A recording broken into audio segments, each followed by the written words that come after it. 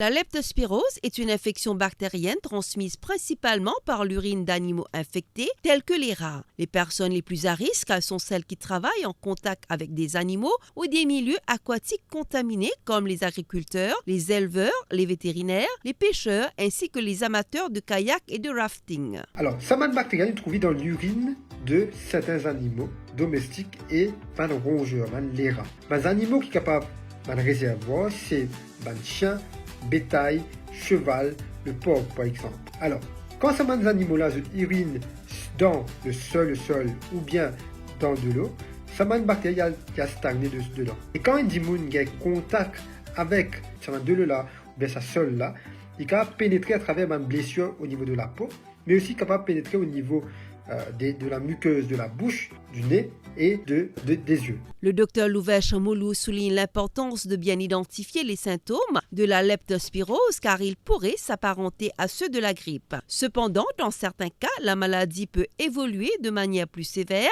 et nécessiter de ce fait une hospitalisation. Cette maladie-là est capable de nous donner des symptômes pareils comme la grippe. Alors, vous avez gros la fièvre, vous capable d'avoir une douleur musculaire, articulaire, vous capable d'avoir un vomissement. C'est assez difficile au début, des fois, pour capable différencier. Après, il est capable même de donner certaines atteintes, on va dire viscérales, organes.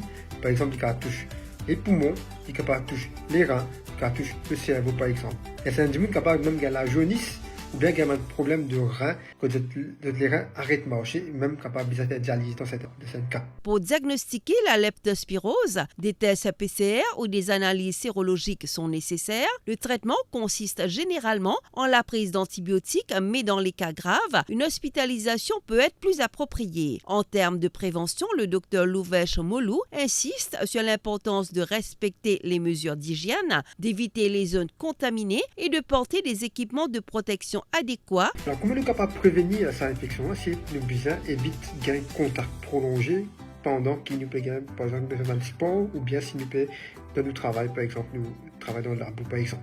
Alors, la première chose à faire, c'est nous besoin bien laver nos mains quand nous peut un contact prolongé, surtout avec les animaux.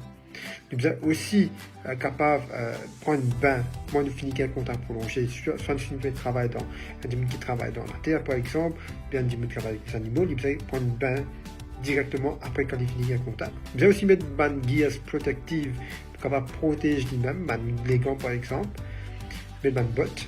Nous devons éviter de marcher pieds nus dans une eau boueuse ou même dans de l'eau qui est stagnante. Nous devons aussi empêcher les enfants de se mettre une flaque de l'eau.